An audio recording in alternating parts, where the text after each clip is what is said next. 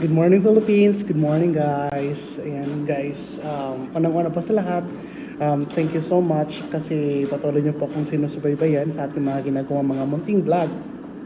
Especially sa mga teachers, kaguruan dyan na willing to learn with regards to their application going US guys. And I am also very much excited also to share what I have experience here to all of you over there who are watching right now. So for this morning, guys, we will gonna start with our food for thought. Yan. Yung paghuhugutan po natin ngayon is yung salitang laban. So, parati po nating naririnig na laban ka lang, kailan kaya yung championship sa laban na yan. So, magiging panalo ka lang po kung ikaw po'y nakapunta na dito sa Amerika. Kaya, hanggat hindi ka po nakapunta dito sa ibang bansa or sa Amerika, kailangan mo talagang lumaban. So, ilaban yung always na mga terms na ating naririnig sa iba't ibang mga videos na ating nakikita. Pero, yung tunay po talaga na championship round is kung ikaw po makarating na dito. Kaya huwag kang sumuko, ipagpatuloy mo lang yung ginagawa mo. You are in the right track and you are in the right process. Kaya tama ang ginagawa mo. So, for this morning guys, papalapit na po yung application towards school year 2024-2025. Most probably po, marami po nagtatanong when is the right interview for all schools here in the US. Kaya bibigyan po natin ng kasagutan yung kanilang mga tanong. And I am excited to help all of you guys kung ano yung sagot sa tanong nila. So starting January is the opening of all applications sa mga applet track ng school. May it be previous vacancy ng school, and other school also posted their new job vacancy for school year 2024-2025. And that started with January.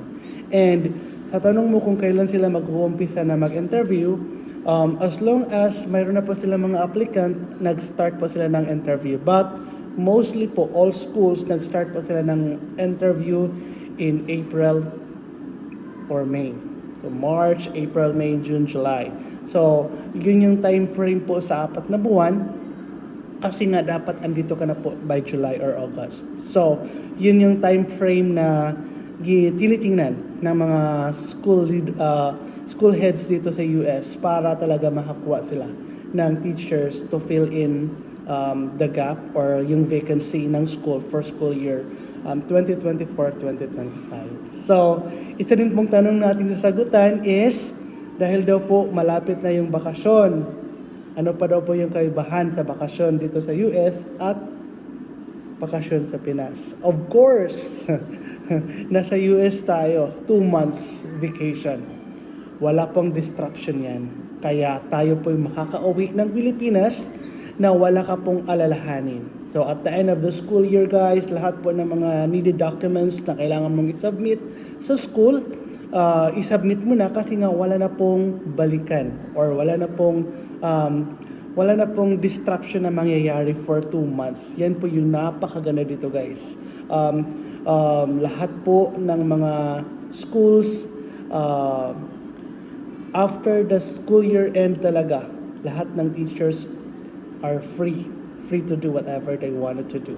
They could be vacation, going travel, going back home, and yeah.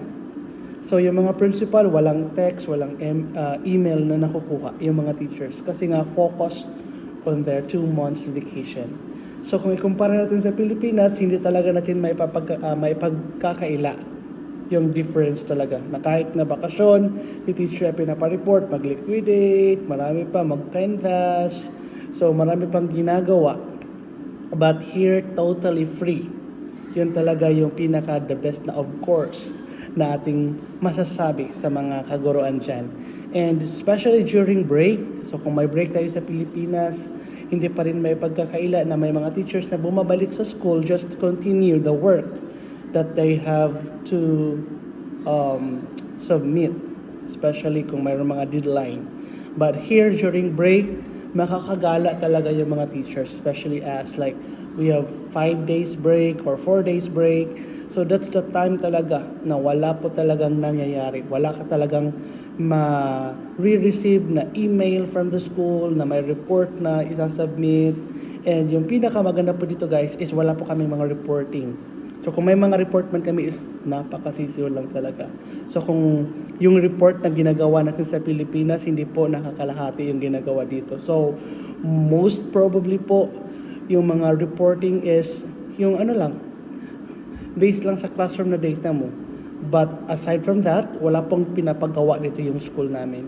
And yun po yung pinakamaganda at pinaka-nice talaga na mga pangyayari na napagtanto ko po when I came in here in the US. So sa mga aspirant dyan na maraming ginagawa, left and right, mga ICT coordinator, ISBAC chairman, purchaser, canvasser, yan, wala po siya dito. So, kung mayroon mga ganyan, may separate po na mga employee na gumagawa dyan, hindi yung mga teachers. So, yun po yung napakaganda kasi po, fully teaching po yung ginagawa natin dito. So, kung may mga report man with regards to data sa classroom, okay? Yung mga data lang po yung pinag-uusapan and ang napaka-nice is kung bakasyon talaga yung nakikita mo. And for those who are looking forward, bakit ba nakapunta dyan, nakapunta doon, or nakapunta dito, yung si teacher, kasi kailangan din naman ni teacher na mag-break. It's not easy talaga na matapos mo yung whole week na wala ka talagang stress. So, minsan po, yun po is way po of stress reliever namin mga guro dito na at least po ma-unwind naman yung utak namin, hindi lang po sa four corners of the classroom lang nakastay. So, yun po yung rason kung bakit tayo kailangan maggala kahit man lang isang araw o dalawang araw just to unwind and relax your mind. And yeah po, sa lahat po ng mga willing and interested, yeah, hindi po lahat roller cycle po yung ating naranasan dito when it comes to teaching. Kaya ihanda mo yung sarili mo, hindi puro magandang bagay yung nakikita mo sa ibang kaguruan dyan. Yung guro na nandito na sa US, hindi perky, nice yung experience niya, hindi mo alam yung nangyayari sa loob ng classroom. Kaya maging masinop ka sa experiment kung ano talaga. So, magtanong ka.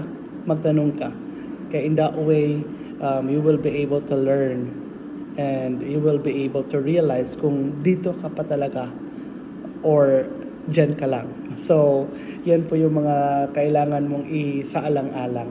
And yeah, I hope po marami po kayong natutunan sa ating ginawang kaunting mini vlog. And I was very happy yesterday with Cordapia, the Artistang Mini, for featuring Pinoy teacher in the US and my vlogs, guys, to help other teachers out there. And yeah, yun po yung nangyayari, guys. And I am happy na may pakita po sa lahat na willing po tayong mag-help sa mga kaguruan dyan. And I may not be the perfect or the right person na pwede magtanungan, pero at least you have someone to look for or mag-ask ka po ng mga possible questions na wala ko po or hindi ko po naranasan when I was still applying here in the US way back 2019. So, you are very much fortunate enough. Yung sinabi ko po kahapon, agency or direct, kung magaling ka sa computer or magaling ka sa paghahanap, you can do direct one. So, I am glad na maraming pong nagtangkilik kahapon. And for the next Tuesday, guys, abangan nyo po kasi direct encounter po yung ating masasagutan sa dalawang teachers from Bukidnon na magtatanong with regards to application. So, yun po, yung napakaganda. Abangan nyo po sa mga aspirant dyan kasi mas maganda pong sagutan yung galing talaga sa teachers, yung mga gusto nilang malaman on the spot. So, tayo po ay nagpapasalamat din sa mga followers natin na grabe kung makapag-share at maka-shoutout. So, happy po tayo and tayo po ay willing to help. So, yun po yung mangyayari and have a good day. Proud to be Pinoy. Tatak Pinoy and keep praying guys.